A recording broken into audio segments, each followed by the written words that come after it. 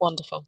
Welcome to today's webinar. It's Live Well Live. This is your ultimate protein guide today, keeping you fueled for the long term. So we're talking all about holistic weight loss today. This is the Live Well Live webinar from the lifestyle medicine team at Boots Online Doctor.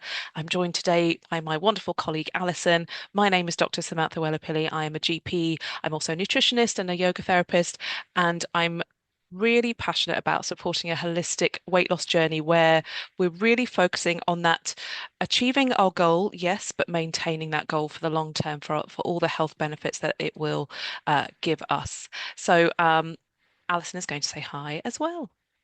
I am. Thank you, Sam. Hello, good afternoon, everybody. I'm Alison Taylor Lamb, and I have been working with the company for almost 5 years now. So, been quite heavily involved in the weight loss service that we provide. I've helped out on quite a few webinars over the last year and a half. So, yeah, I'm glad to be back. And yeah, Ruth being away has enabled me to join you again today. So, thank you. I'm really, really grateful. Thank you, Alison, for stepping into the breach.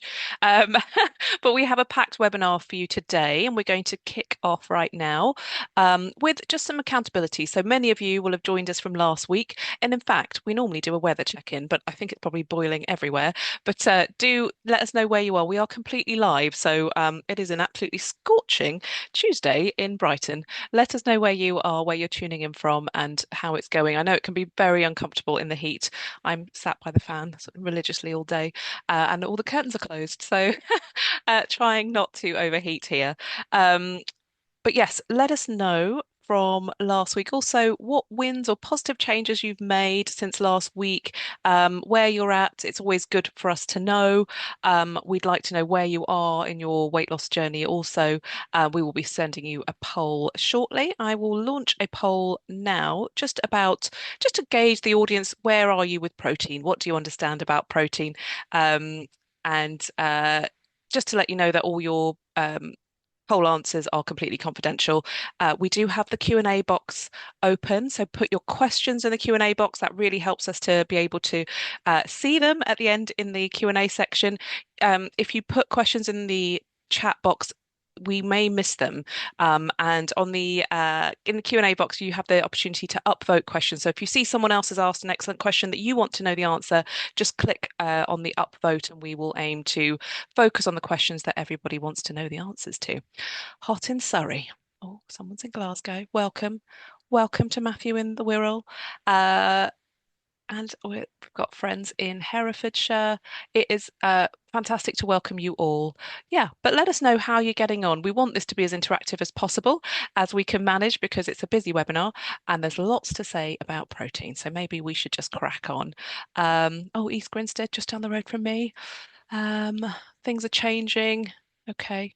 Okay. And we know that weight loss is not a straight line. So thank you for sharing. It's not always an easy ride. So we go up and down, and we've talked many times on these webinars about it not being a linear progression. It's not always, the downward trend on the scales. There's a little bit of up and down there. So if you're noticing that, be reassured that it's completely normal. Okay. So let's get on to the topic of today and why protein matters. So we um, we know that from these webinars and from running these webinars that whilst protein is an essential element of our diet, people still find it a little confusing to understand which foods to eat, and that's why it's so important to do a deep dive today into protein. And you probably know that protein is powerful. Protein keeps you feeling fuller for longer. It protects your muscle mass. It steadies cravings. It supports your insulin sensitivity, and it's a quiet engine. You can think of it behind a long-term weight management goal. Okay, so I just want to explain a little bit as to why we want to maintain muscle mass. It's is such an important part of a healthy metabolism. So muscle burns calories more efficiently than fat mass, and it also aids in our strength, our balance, and our coordination. So it's not a magic bullet, but protein works best when it's part of a balanced diet with fiber, healthy fats, and lots of veg, lots of plants full of those phytonutrients. Okay, so we really want to be considering these things when protein isn't just about muscle mass, it's about many things, but it works best as part of a balanced diet. So thank you for answering that poll. Um, I'll just end it there and just share some of the answers. Sorry, Alison, and then I'll let you get on. Um, the question was about how confident you're feeling about fueling your body and using protein in your diet. So 58% of us are in the doing my best, still learning phase. And some of us are still feeling stuck, unsure. But there's a good, healthy proportion of us that are feeling pretty confident, 16%. So that's excellent. Thank you, everybody, for answering that poll. Alison, I will let you take the next slide. Thank you. Okay, so yeah, Sam just reminded us how important muscle is and why it's so essential day to day. So it's good to know that we lose muscle from the age of 30. And this can increase, or does increase rather, throughout our 40s and 50s. So, therefore, it's so important that we look after this vital organ because muscles aren't just about um, assisting with metabolism, keeping us healthy so we can remain fit and do our day-to-day tasks, but it's also an active disease-fighting organ supporting the immune system. So, just that in itself really does tell us how important muscle is and fundamentally why we should look after it so much. And I think it's easy to forget about muscle too. Those of us who may go to the gym or think about exercise generally, we tend to think about aerobic probably more so. I could be wrong on that, but I think the majority do. We get told it's all about cardiovascular health, but of course, remember the heart is a muscle too. And it's really important, therefore, to think about the resistance exercising that we need to do to help us keep our muscle bulk as tip top as we possibly can, especially so as we do travel through our later decades. So going back to the slide then, protein plus resistance movement equals protect and build muscle. So it's quite a simple concept and one that if we try to remember on a daily basis, we can really help our muscle mass stay healthy. Um, Essentially, the more muscle we have, the stronger body we have, and the higher calorie burn we have, therefore, at rest. So, what can help? So, all those protein-rich foods that I know are on slides we're going to talk about later on. Um, and then, as I alluded to before, resistance training as well, such as weights. Lots of you I know do Pilates from feedback we've had before, and even body weight exercises. But as that visual on the slide does suggest, that doesn't mean needing to sign up to your local gym and going all out. Thinking about those day-to-day tasks that we do that are sort of almost embedded anyway, such as carrying those shopping bags. Um, and even doing using your own body as a resistance tool. And I know Ruth very often talks about doing oh, what are they called? Dips. Um, Squats. Squats, yes, or doing dips, using the arms to lift Yeah, up your body weight from the side of the bath or whatever. Everything is accessible, and it's just being imaginative on how you use those everyday objects, if you like, that we come across, and not get too hung up on, oh, I must sign up to a gym. absolutely. And that's that non-exercise. Oh, it's your NEAT. So it's your thermogenesis. It's the exercise you do in daily tasks like hoovering. It's actually a pretty active exercise, going up and down the stairs, things like hanging out the laundry. These are pretty active things. Can we add a bit of resistance? Walking the dog. Can you get a resistance, what's it called? A weighted vest, something like that to add a bit of resistance to something you do all the time anyway? Or if you're carrying your shopping, could it be that you park your car further away at the other end of the car park so you have a bit of a further distance to go, a bit more resistance there, or you get off the With your shopping bags. with your shopping bag. Sorry, yes, that's what I mean. So you're carrying further along. Sorry, I probably No, no. stumbled over my words there, Alison. But yeah, so it's not necessarily bulking up at the gym and pumping iron, which is sometimes the image that we have in our minds. And I wonder if Gareth is supporting us on is on tech support today. If you could share the exercise videos, that would be really helpful. They're just some simple at-home exercises that you can add a bit of weight to as well that we've created for you. So that's a Yeah. nice resource for you to use if you don't know where to start. And it is about, isn't it, like you said, Sam, it's about maintaining strength for day to day. This isn't about bulking up, Yeah. making your muscles large in any way, like we might see these images. It's just about using your muscles every day, keeping them working. And the more they work, the more likely they are to be healthy and get you through your later life. Absolutely, and it also helps with bone density as well. So that's another, major bonus. I know we're not talking about bones today, we're talking about protein and muscle, but it's a kind of side effect as well. As we put more um, weight through and resistance through our bones, they strengthen in response. So, protein and insulin sensitivity. So protein slows down glucose release when eaten with carbs. Okay. So when we eat carbs on their own, for example, bread, pasta, rice, our blood sugar rises pretty quickly because these are metabolized very fast in the body and broken down into their constituent sugars. Um, and we know that if we have a bit of a sugar spike because we've suddenly got a rush of sugar in our bloodstream, we can feel tired quite soon afterwards or find ourselves reaching out for more food, okay, because our sugar then dips. But when you add protein, the energy release is steadier and slower, giving you more sustained energy and focus, okay? On top of that, the more muscle you have, the better your body is at using that glucose, that sugar, your fuel for your whole body, for all of your cells, using it more efficiently. So protein, we can see here, plays a double role. It keeps your blood sugar steady in the short term.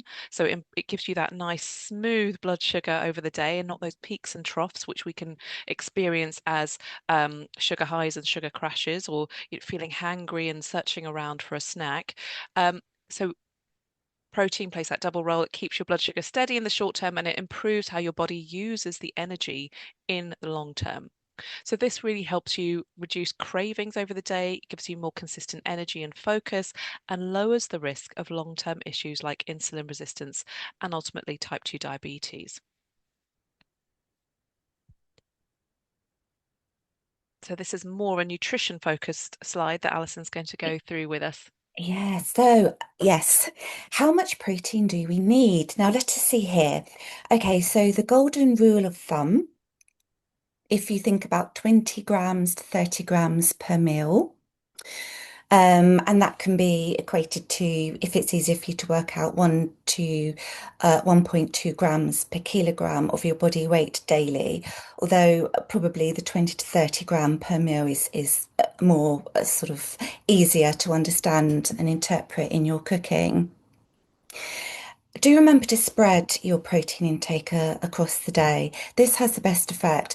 There's little point just focusing on one meal and chucking in all your protein in that one meal for consistency and to ensure that your muscles get all the nourishment they need to get you through the day, from 8 o'clock till 10 o'clock whenever you go to bed.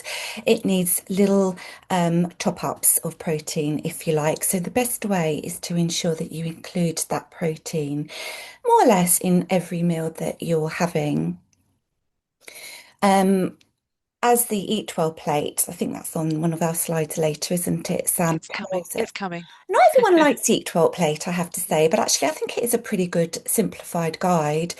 But balance does matter, and as the Eat Well plate does demonstrate, don't leave out other important food groups and nutrients to cramp in your protein. It's all about evening out your intake and ensuring all those foodstuffs that are essential for helping maintain health are part of your meal. So don't crowd out other important food groups such as carbohydrates, those healthy fats, and of course plants, vegetables, fruits, all of those important aspects of our diet. So let's think about, and just to make it easier, 20 grams of protein. What does this actually look like? Because we want to give you advice that is realistic and achievable. And not all of you will eat these foods, so these are just examples. And I know someone in the chat earlier did ask what is the most lower calorific protein that we can eat. Well, these are generally quite low calorie protein. So these are all good foods here. So two eggs and 170 grams of Greek yogurt, for example, here. That's your 20 grams of protein. Likewise, 80 to 100 grams of chicken breast. I know not all of us are meat eaters, but please just take the information as suits you best. 100 grams of salmon, another example, and then 200 grams of cottage cheese. And I'm just reading out the slide, but just to help you process what's on there. Our tofu lovers, 200 grams of firm protein, I think they say is the one to go for. And then one small tin of tuna, a cup of beans, half a cup of quinoa. So all of these foods and loads more will help you get your intake of protein per meal. Absolutely. And we've just, Gareth has very kindly just shared the protein document, which is a PDF which you can print out if you choose, that gives you a lot more information about different protein sources as Alison has been going through. I know that there will be people who eat fish, who don't eat fish, who eat beans, don't eat beans. We all have our different ways of eating, but hopefully that document will really support everybody. But yeah, splitting that 1 gram per kilogram of body weight protein across the day is across your 3 meals is a good way to think about it. And someone has mentioned in the Q&A very cleverly, it's not the weight of the actual food stuff that is the content of protein. So that is explained in the table that is on that protein rich foods document. So it's about getting your head around it and not overcomplicating it or getting overwhelmed by it. Once you have that kind of rule of thumb, you know what you're working with. So I hope that is really helpful. Thank you, Alison, for sharing that. Was there more you wanted to say on that slide? And I don't think so, but thank you, yeah, for pointing out, yeah, the grams. It is protein, not the actual food. Thank you. That's fine. Sometimes that can catch us out a little bit. Yeah, definitely. And sometimes it's not always helpful, is it, to have the values there? It can cause a little bit of confusion. But I think the more you do get used to making your meals, ensuring you have got all the correct elements of the food groups, it becomes second nature, doesn't it? You don't Absolutely. I think focus on the numbers. totally. And at the beginning, when you're learning something, it can feel a bit overwhelming. But as you sort of start to understand it a bit better, as you say, it becomes second nature, and it's not hopefully not intimidating at all. That's certainly No. not what we're aiming for. Yeah, no, not at all. So our busy day protein options. This is to support steadier energy, help reduce mid-morning hunger, and support blood sugar balance. And getting enough, or also making cravings a little bit more easier to manage as well. Let's not forget about the cravings because I know they are very problematic for a lot of our customers and our listeners. Getting enough protein doesn't mean complicated meal prep. Or expensive products by no means at all. But a simple way maybe to approach it is by anchoring each meal with protein. Um, so examples for breakfast, you could think of eggs and yogurt. For lunch, maybe chicken or fish, beans maybe, and then for dinner tofu, lentils, etc. And then think about the other food groups that you can include alongside that portion of protein to ensure you get that rounded nutritional intake. Um, so smart swaps, and I think that's been written the wrong way round on the slide.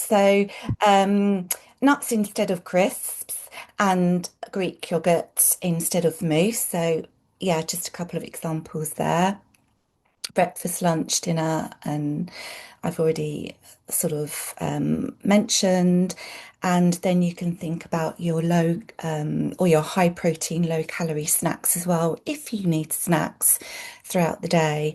But remember, yeah, having a low calorie protein snack isn't a bad thing when we think about the continued intake of protein to help your muscles throughout that time. So it's important to keep feeding your muscles if you like. And if you're going to snack, then that's a good opportunity to do it through low calorie, high protein snacks. Absolutely. Thank you, Alison. I think there are so many combinations we can use, and actually, our GLP-1 meal guide would be really good to share here, Gareth, if you wouldn't mind.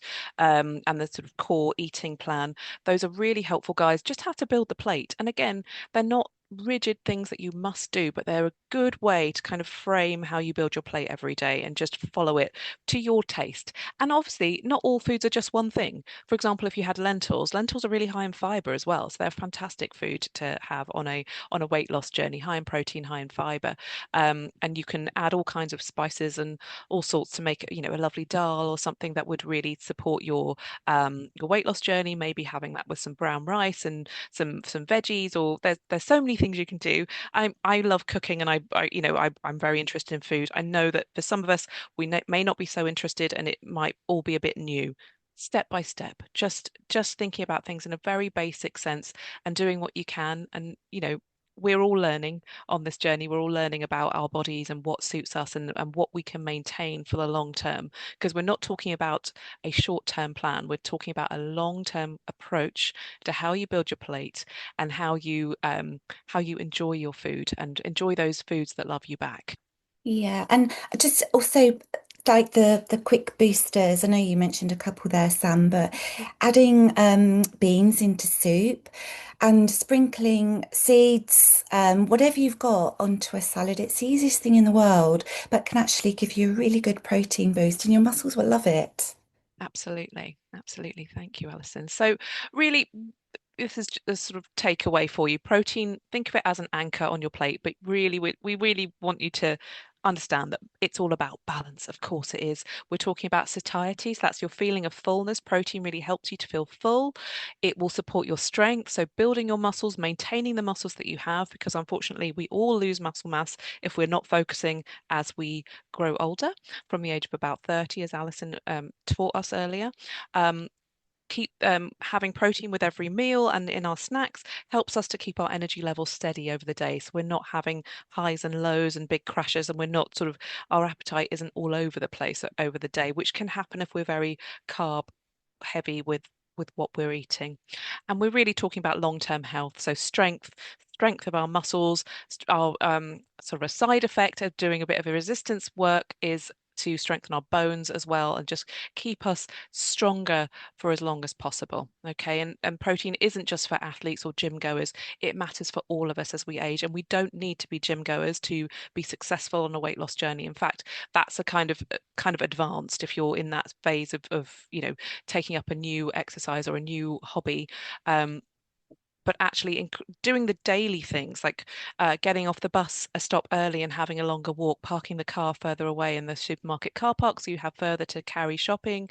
Those are the things, hanging out the washing, putting I don't know, hoovering the house is actually very physical activity. Can we add a bit of resistance? Can we do things in our normal routine, like when we're boiling the kettle? Can we do some marching on the spot? Can we add a weighted vest to our dog walks? Something like that. It's about doing what we can, fitting in exercise where we can. We all, I am sure, busy people, and we have our routines, but how can we bring in some resistance and some muscle preserving activity into our daily routines? So sorry, Alison is going to go through Ruth's slide, all about balance on our plates. Yeah, so this is the what I mentioned before, the Eat Well plate, or a very simplified version of it. And it's used a lot actually in schools to help educate children. So protein, as we know, and as we've mentioned, works best with a balanced plate. So it's so important to ensure those other food groups have been incorporated into your meals. Um, but essentially, protein is your anchor. Um, and then, as yeah, the slide insinuates, balance is your foundation. So it goes back to what we said about making maybe your portion of protein the main element of your meal, and then using that as a basis to build everything else around to get your well-rounded meal.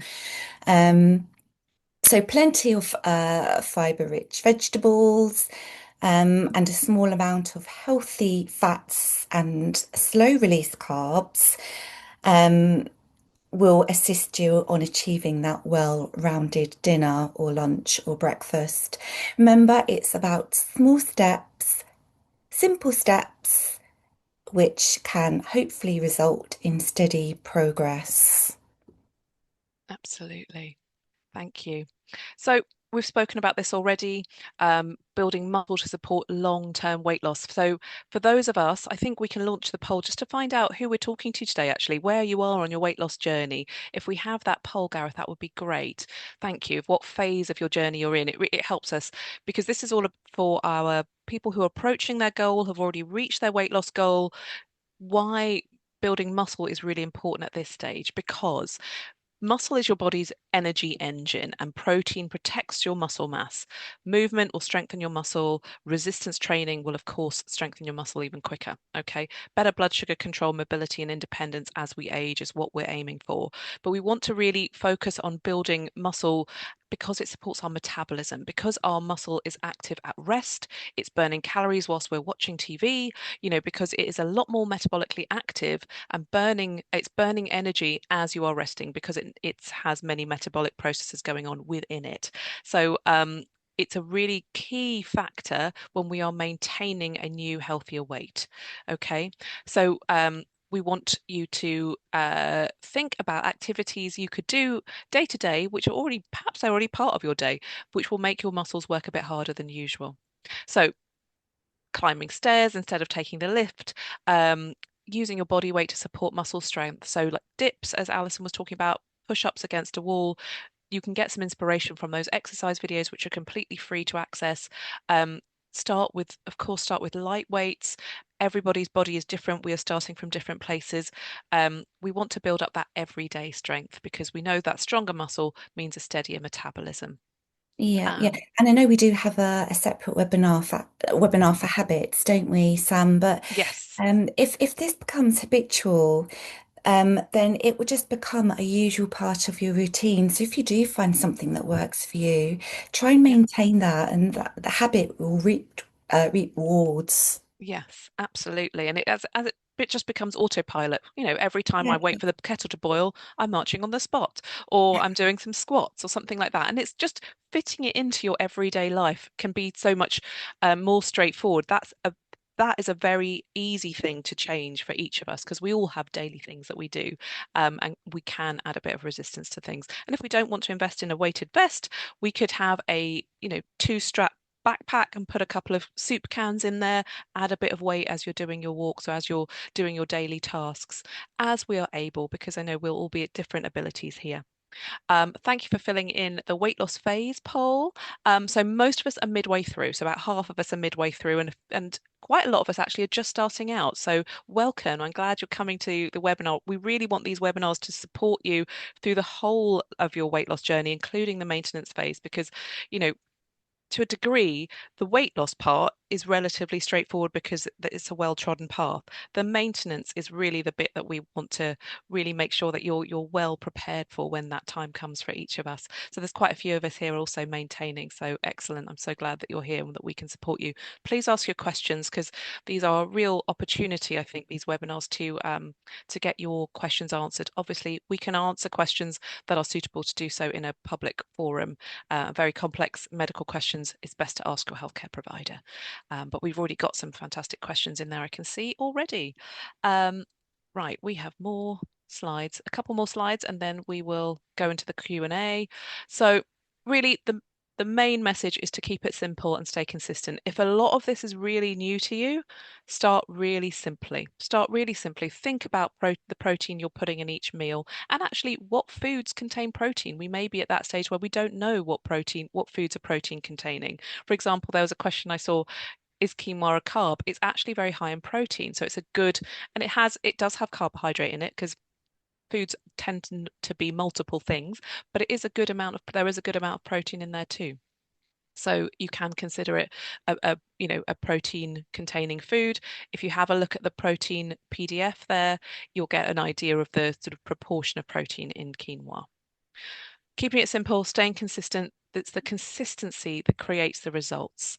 And spreading that protein over the day, as Alison has told us, is a better way to have your intake over the day. Think about a rule of thumb of 20 to 30 grams of protein with each meal and tuning into your hunger cues, noticing how protein keeps you fuller for longer can be quite helpful when you reflect on your own experience of adding more protein to your food, especially things like breakfast. I think many of us, including me, grew up with having high carbohydrate breakfast because that's what everyone was doing. A breakfast cereal, for example, which is a cereal, which is a carbohydrate, which has, very quickly processed energy. And actually, what we want is to have some protein to keep that energy consistent over your morning. Okay. So see what you feel like when you add protein to your breakfast somehow. So that could be eggs, that could be Greek yogurt, that could be nuts. It could be there are so many options. It could be kippers. It could be salmon. There are many options. It could be lentils. There are no rules. It's whatever you like to have in the morning, and we just want to move people away from the very highly carbohydrate based breakfast particularly seems to be a time where we have traditionally been told to have high cereal, a cereal. But actually that is perhaps not so helpful. Like an oat-based porridge would be great. You could add some nuts into that as well and give yourself some nice healthy fats as well as there'll be lots of phytonutrients in those too. So tuning into your hunger cues, knowing what it feels like in your body to increase the protein day to day and with each meal. And keep those, if you need to snack, if you need to have a snack between meals, and we're all at different levels, we're trying to phase those out. But if you need to, and you're at a stage where you need to have a snack, make it intentional. Can that be something that contains a good lean protein? So, something like nuts and an apple or peanut butter on sourdough toast. There's lots of options, and the guides that we've shared will be really helpful to you if you're struggling for inspiration. Okay, so just a bit of information about the next webinars. You're very welcome to join us. We'll be going back to Mondays because we're on a Tuesday because of the bank holiday. We've got our habits webinar that Alison spoke about will be next week. And then the week after, we've got meal planning, which is one that is actually a lot of people have given us feedback. And in fact, Gareth is going to share the feedback form link because a lot of you have asked about meal planning. And Ruth has come up with this fantastic new topic. So that is going to be a new one for you on the 15th of June. And we have an entire session on questions, which will be on the 22nd, which I believe is Ruth and I hosting that one. So it'll be an hour of your Q&A, because I know we always run out of time. So we're going to go straight onto the Q&A. If you're happy, Alison, anything else you want to add? No, no, I'm good. Thank you. Great. Q&A. Q&A. Let's go for it. Okay, I'm going to stop sharing. Um, mm, mm, mm. Let me stop sharing. Sorry. Let me. Mm. There we go. Here we are. Right, let's go for it. So remember, you can upvote, and we work this out of what to answer by using the upvote. So Alison, if you can see in the top right corner, there's a way to filter the questions, and we go for the most upvotes and just refresh that. So a lot of people are interested in protein powder. Is it healthy? Right, great question. Protein powder can be used to sort of add protein to your diet, of course. What we generally recommend is to look at the ingredients because we want to pick as pure a protein powder as you can with as few sort of unknown ingredients as possible because we know these are processed foods, right? So we want you to have a nice whole food diet, but totally aware that sometimes it's just not possible and a shake is just easy. So you could add protein powder. You could add protein powder to a soup. You can get savory ones that you could add to a soup or to a casserole or something like that. So just have a look for the ingredients. You want to pick a protein powder that you enjoy the taste of course, but you also want to pick one that doesn't have loads of additives that you just don't recognize on the label or a lot of sweetness. You want to keep the carbohydrates as low as possible and just go for the protein. So I think it's a great question. In general, we would support a whole food diet. It's not always possible, but if protein powder helps you, especially for example, if you do formal exercise, go to the gym, sometimes protein powder is a very useful thing to have to support muscle development as you are exercising. So thank you for that. Yeah, and I do use protein powders actually, and I find them Yeah, really useful just for yeah, adding in, a quick solution to getting the protein that convenient, we need. right? Yeah, yeah, I guess so. And there are plant-based ones as well as Mm, sort of whey or more sort of milk-based protein. So you can get some good pea protein ones, for example. yeah. Um, oh, interesting question. Can you overdose on protein? How much is too much? What's the downside of eating too much protein? Okay, so I would say so we're talking about lean protein. Okay, so some protein, so for example, if you ate a lot of, I don't actually think there's anything wrong with having red meat if you are someone who eats red meat, but sometimes some cuts of meat can be quite high in saturated fats, which we want to reduce, of course, on a weight loss journey. So just be aware of that. So I guess that's one downside of eating a lot of protein is that sometimes if it's an animal protein, it can be high in fat. Um, Fat on its own is not a negative thing, but excess, as anything in excess, is not very helpful. And we want to focus on healthy fats, so things like olive oil or fat containing, high fat containing nuts like walnuts or avocados, which are quite high in fat, but they're healthy fats, or fish, which is oily fish, which has great fats, which are really brilliant for our brain development. Um, Another thing about eating too much protein, it can be a strain on your kidneys. So just being aware of that. I think the vast majority of us here will not have kidney issues, but you're maintaining your hydration as well as having the protein that we're talking about. If you know that you have kidney problems, then I would speak to your GP before changing the amount of protein in your diet. Of course, we're giving this advice assuming that we are talking to people that don't have kidney problems. So it's a good question.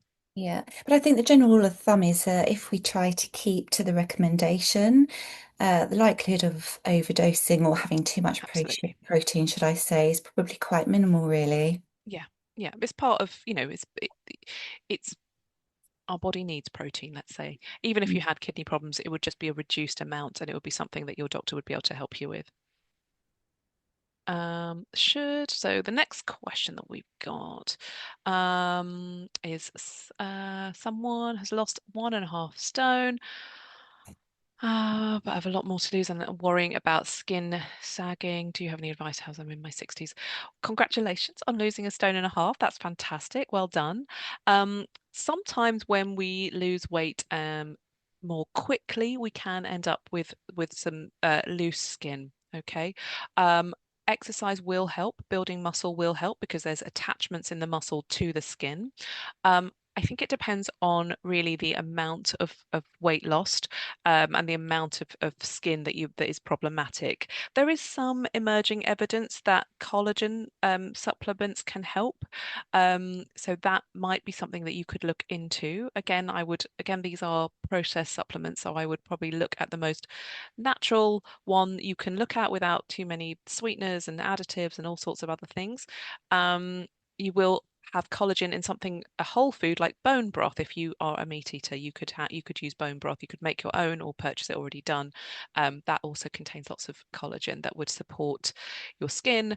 Um, but yeah, I think also we always talk about at Boots Online Doctor slow and steady weight loss. It's fantastic that you've lost weight, but we want to make sure weight loss is gradual. We're looking at for an average of 1 to 2 pounds a week.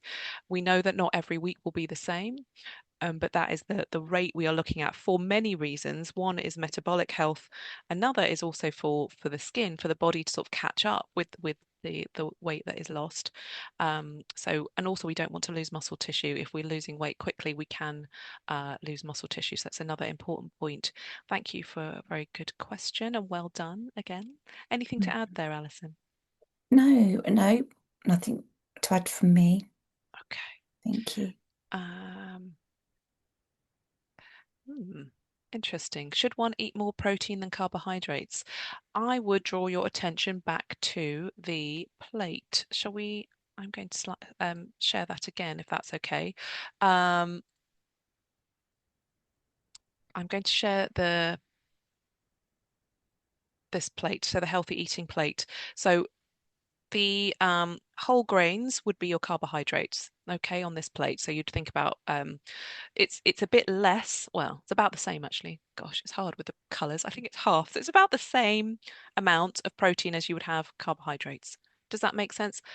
Obviously not everything is one thing. So your protein, so if you had lentils, lentils contain a really good amount of protein, a really good amount of fiber, and some carbohydrates. Your vegetables will contain a bit of carbohydrates also, but that's okay. So don't try not to get too hung up on the macronutrients. I would just go, I think food groups might be easier. So you're looking at your protein source, you're looking at your whole grains, and your vegetables and fruit. So your fruit also will contain carbohydrates, but they'll also contain loads of water and also your phytonutrients, so plant nutrients that will be supporting you in all sorts of different ways. So we're not advising for you to eat more protein than carbohydrates. Okay, so have a look at this plate on how to create balance on your plate. Okay, Mm. but you And do, actually, sorry, Alison, go sorry, for it. Sam. I was just going to say the full length version of the Eat Well plate is actually probably a little bit more useful maybe than this one because this is really simplified. But if you do access the full version of it, it's actually quite helpful and really breaks down all the different food groups in probably a lot better way, understandable way.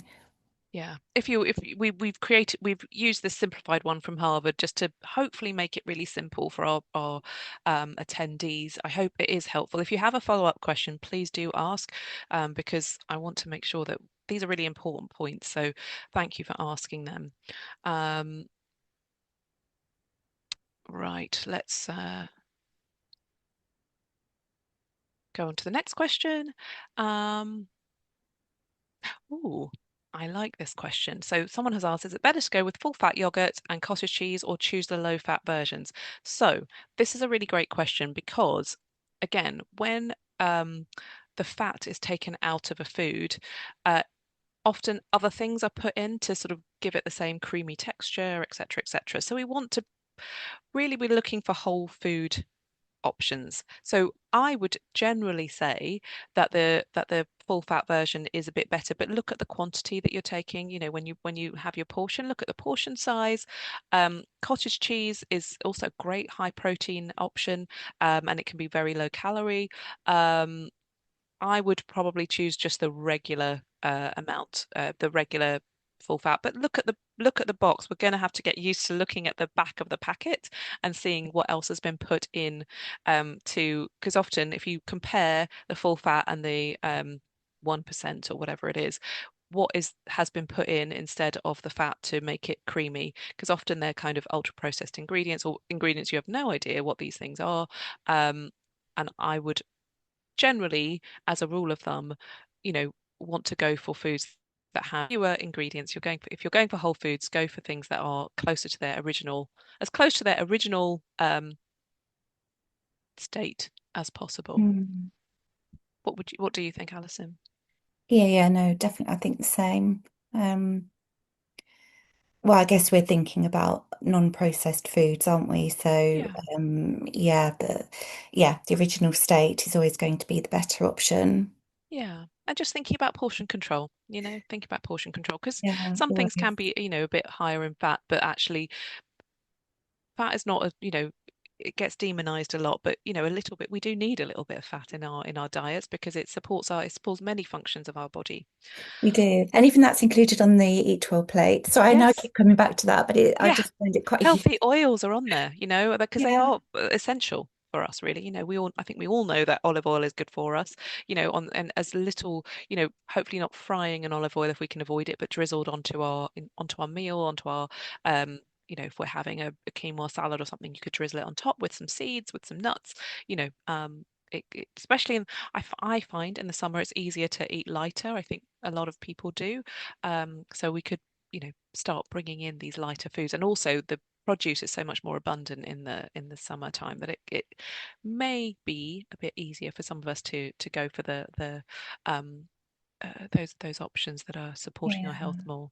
In fact, someone did say on the chat earlier on that the heat is suppressing their appetite. So lots of opportunity. I'm not saying that's the same for everybody, but heat does do that, doesn't it? So it's a really Yeah. good opportunity to get into those salads, and maybe more so those sorts of foods that you maybe avoid, Yeah. usually. Yeah.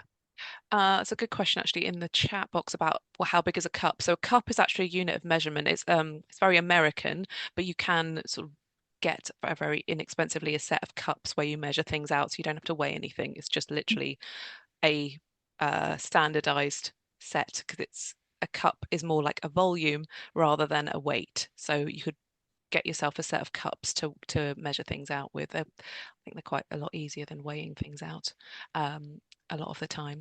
There's another question about collagen. What kind of collagen? Actually, marine collagen is meant to be a bit better absorbed into the body than bovine. But I still stand by uh, bone broth being a very useful uh, addition to your meals. You could drink it on its own, or you could put it as a addition to your stews or casseroles or soup. And these because it adds flavor and it's also great for your microbiome and contains collagen. Okay, I think we've already answered this one about protein supplements, as in protein powders. I think that's what you mean. I think we've answered that already. Thank you. It's a great question. Obviously, hot topic for people. Oh, which is better protein for effective weight loss, chia seeds or flax seeds? Um, I think both chia and flax are fantastic. I don't think there would be an awful lot in it. I think flax is probably higher in oil than chia seeds. Um, flax seeds are great, especially when you soak them. They're really great for gut health. Chia is fantastic as well. You're getting that kind of also getting some really good micronutrients in chia as well. So you could rotate them. You could have them both. If you're doing a porridge with some oats, you could add flax and chia. Um, what do you think, Alison? Yeah, no, same. And yeah, it's about having everything in moderation, isn't it? And Yeah. trying different And mixing it things. up, Yeah, mixing up. variety. Because actually the body loves them all. So Yeah. yeah, if you were to, try plenty. Yes, exactly. And being adventurous, like I think I certainly will put my hand up to this, putting the same thing in my trolley every week and not really because I've got my 10 meals that I rotate, but actually let's shake it up. Let's do something different. And eating seasonally, which I'm trying to do a bit more of. Summer is fantastic. There's so much around. But just um yeah, just challenging yourself a little bit with what you put in your trolley, maybe, Uh, can be helpful. and actually Um, following recipes can help you achieve that too, yeah, because nine times getting a out of bit 10, inspired. yeah, there's going to be some, those funny little ingredients that you may never have thought about before. It really kind of prompts you into looking at other options on the supermarket shelf, so they can be quite useful. Absolutely. We've got a little comment here about adding chickpeas to chili. Fantastic. Made with pork Yeah. or turkey rather than beef mince, which is probably leaner.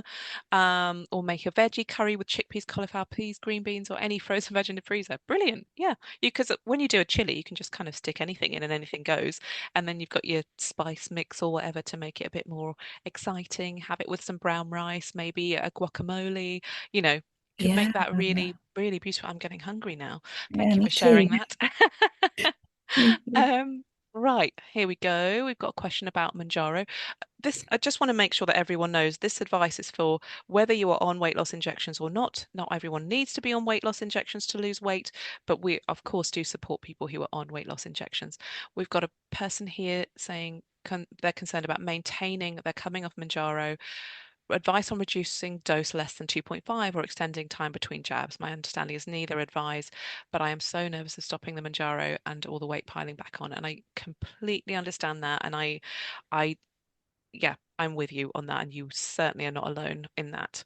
Um, so at Boots Online Doctor, we don't advise reducing a dose below 2.5. We do allow people to extend the time frame between doses. And because you're on 2.5, you could quite happily extend that interval, couldn't you, to 2 weeks to see how you go. And you don't have to come off it, you know, I would make sure that you're ready before you come off it and, really take in the habit changes, how to build a plate, just feel confident with it. How are you using? Because when we lose weight, when we reach our target, it's actually a really deep change because we're at a size where we feel maybe happier, more energized, we have less pain in our joints, maybe we feel more confident, whatever applies to you. But we get a bit scared about losing that because and part of that might be because we identify ourselves as someone who is not that because we've been another way for a long time. So it is a gradual change of identifying ourselves as, no, I'm a person who is this size, and I am a person that, wears a weighted vest and walks the dog and maintains this weight and makes food from scratch or meal plans at the weekend, and I know what I'm having all week, and I feel confident with that. I know what a protein is. I know what proteins I like. I know what veggies I like. I know what grains I like. I know that I need to stay hydrated over the day, and I put some seeds and olive oil on everything I eat, or that can be a big shift in identity for many of us when we haven't been that person for a long time. So go easy on yourself. You don't need to rush to come off medication if that is what you feel like is holding you steady. You could extend that gap between injections. Um, Come to the webinars, listen to the podcast. I think use the tracker app. I think Gareth can share all the links to all of these things just to support you so that you have things in place where if you're confused or you feel overwhelmed, you know that there is some solid, hopefully very straightforward advice to support you because maintenance is a very important place. And congratulations that you have got to that stage. It's a big deal, and we want you to be really confident going into that maintenance phase. Yeah, I just wanted to add there, if I may, it also, I think, depends if you do know what you think will potentially cause you putting on the weight again. And if you can identify that, is there something or some sort of strategy that you can put in place to try and limit that from encroaching and then you gaining the weight again? Um, so sometimes really thinking about, okay, so nervous about stopping a GLP, that's understandable. But why is that? Not you personally, but is it because you're worried about cravings? Is it because you're worried about your portion sizes increasing?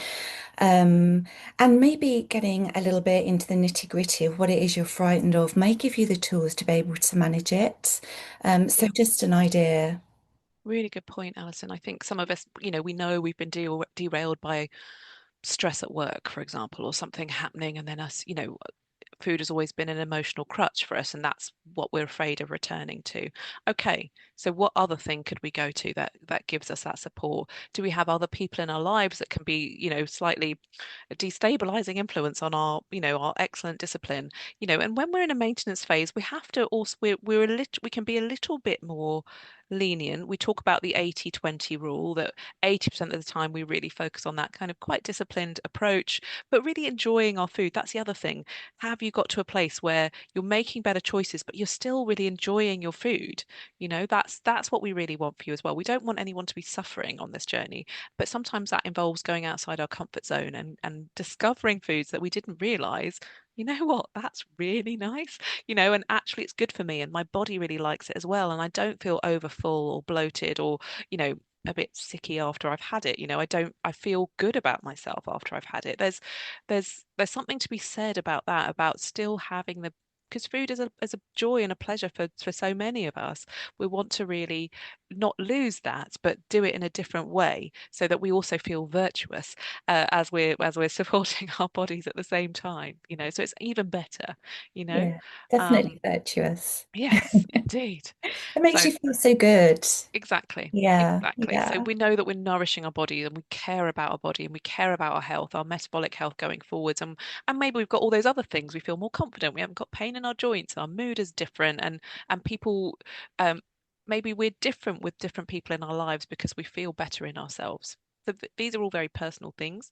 And I would warmly encourage you to reflect on what factors you notice are different now to before, and use that as sort of motivation for you to keep up your good habits, your better habits, the habits that have got you to where you are.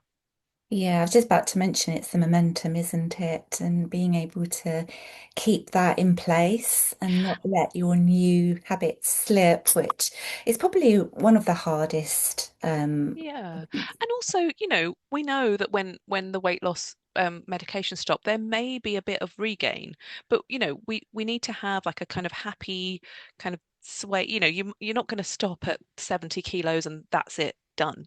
Like very few people's weight just stays at one number. There's always going to be a bit of fluctuation around that level. And at what point it's about sort of negotiating that with yourself and sort of being like, okay, if that happens and if I step on the scale and I'm 72.5, I'm not going to have a meltdown. That's okay. Because obviously at different times in the day, at different times in the week, the scales will say something slightly different. It's not a static number, but we Mm. want to just be prepared for a little bit of change and um not to let that derail us, overwhelm us, upset us. We just stick to our principles. We know what to do and we put one foot in front of the other, you know? You do. Yeah. Carry on. More questions. Excellent. It seems to be challenging as a veggie. Not as challenging as you might think. Um, how many tins of chickpeas versus lean chicken breasts? So there is a brilliant protein document on here that Gareth has already shared. Maybe we could share it again. You might have missed it. You might have seen it already. And you can see sort of the grams per grams of protein per quantity of chickpeas or lean chicken breast and compare. Um, yeah, generally vegetarian sources you need to actually have a bit more, and especially if you're vegan, you generally have to have quite a lot more as in terms of quantity of food. So often, tofu, and you need to combine proteins as well. Well, it's best to combine proteins. So have different proteins over the day or on one plate. You could have lentils and tofu. You could make a wonderful curry with that if you wanted. You could have that with quinoa, another source of protein.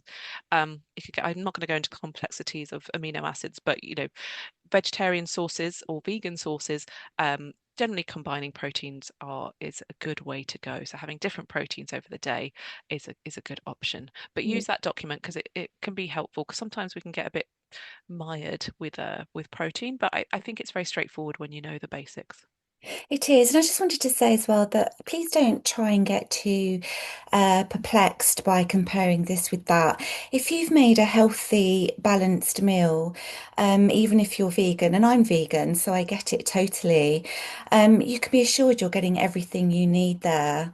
I mean, even vitamin B12 you can get from Marmite. So if there's any Marmite lovers out there who are vegan, then actually, if you have one portion per day, the suggestion is that you don't need to supplement. So just go with how you're feeling, and when you make a meal, if you're full, if satiety is there, and monitor it. Is that satiety lasting? If so, you know you've made a good wholesome meal that's going to get you through, and you've had enough protein and carbohydrates actually within that meal.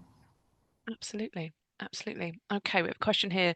I'm trying not to have too much meat or fish, but struggling to find whole vegetarian protein sources that aren't also high in calories relative to how much protein I get. I've been supplementing with protein powder, but really not a fan, with rather not. Any suggestions? Loads of suggestions for non-meat or fish eaters for using that protein guide can really be helpful. So we've got things like chickpeas, we've got lentils, we've got all the legumes that are really good vegetarian or vegan protein sources. Quinoa is a good protein source for vegetarians and vegans. Gosh, well, my mind has just gone blank. If you eat eggs are great also. Um, Nuts, of course, are a really good source. You've got Greek yogurt.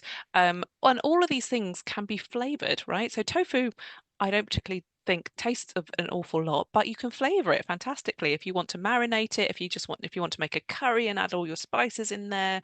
There's lots of things you can do. I mean, Alison, you're probably the expert as a vegan yourself. What kind of protein sources do you like? I do like tofu, I have to say. That's fine. Yeah, yeah, but do you know what? I eat absolutely anything as long as there's no animal product involved. And I actually know that I'm getting what I need, just from how I feel, how I look.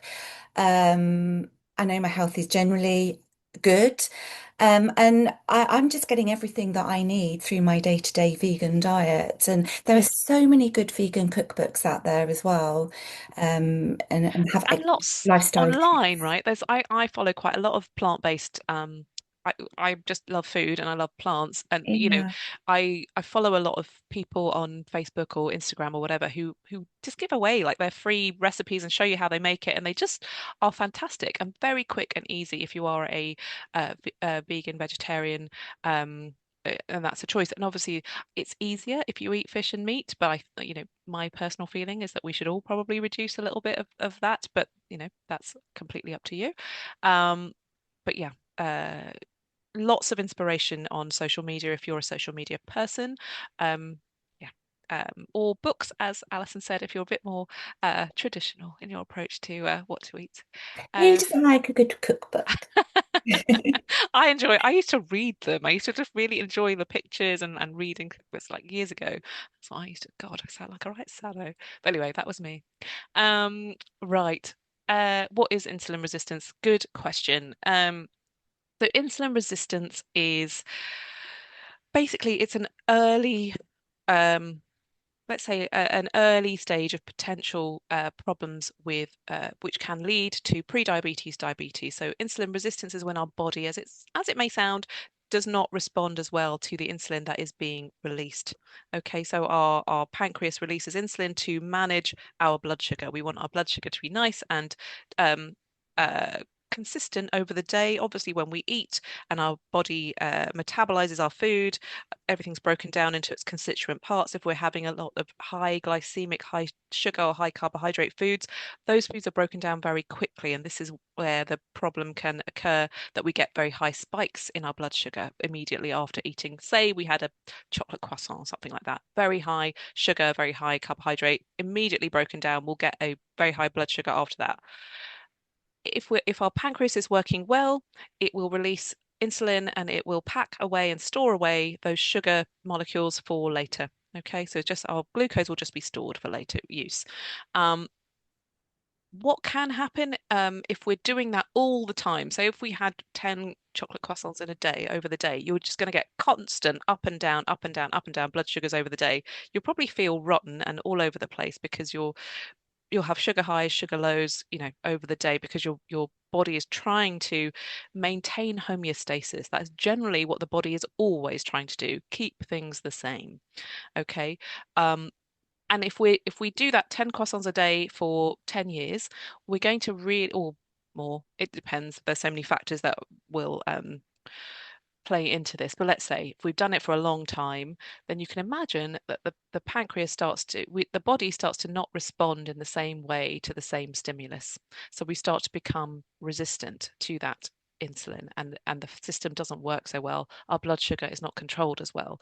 And at its sort of end point, if you like, that becomes type 2 diabetes, where we are really not responding. Our body is not managing our sugars well, and we're getting high blood sugars, and we're a bit out of control, and all the things that go along with type 2 diabetes, all the metabolic ups and downs, our cardiovascular risk increases, etc., etc. So I won't go through everything because it's 3 minutes past two, but it's a good question. Thank you for asking it. Um, there's some great questions. I'm sorry we haven't got to. Yeah. So someone needs to build bone as well as muscle. So again, resistance exercise is great for building bone. Sort of even if you can, if it's available to you, jumping or like something like on jumping in general is really good for bone density. If you can use a trampoline, like a little mini trampette. That's quite a good way to build bone density. Go gently, and if you need help, if you need support, I would speak to someone in your local leisure centre to support you. I know we're all at different levels. Use the exercise videos; those can really help because as you're building muscle, your your bones will be strengthening also. In terms of bone, if we're totally focused on bone density, kind of higher impact actually is beneficial. But we do that safely and within the limits of our mobility and in our fitness. We are going to have to go. Um, I just say oh, couscous is a good source of plant-based protein, so please continue cous to eat your couscous. oh, It couscous. was Okay. just a last question there. Oh, Had right. to get Okay. it in. Okay, good stuff. Thank Hey, you. Sam, go on. Thank you so much, Alison. We're going to go because it's 4 minutes past two. We've got we've got some Marmite lovers, some haters here. I do not like Marmite. I have to say, I'm in the hate club. But I do love nutritional yeast, which you can add to everything. So, Mm. that's fantastic. Again, really high in B12. Um, so, gang, thank you for being here for your excellent questions. I'm sorry we just don't have time to answer them all. If you have burning questions still, do ask us on if your Boots Online Doctor customer, you can ask us just directly through that. Come again next week, bring your questions. We will see you next Monday. Thank you so much, Alison, for today and for stepping into the breach at short notice. Thank you, Gareth, for supporting us. Thank you, everybody, for joining us on your lunchtime. We do really appreciate you. Thank you. Bye bye. Bye, everybody.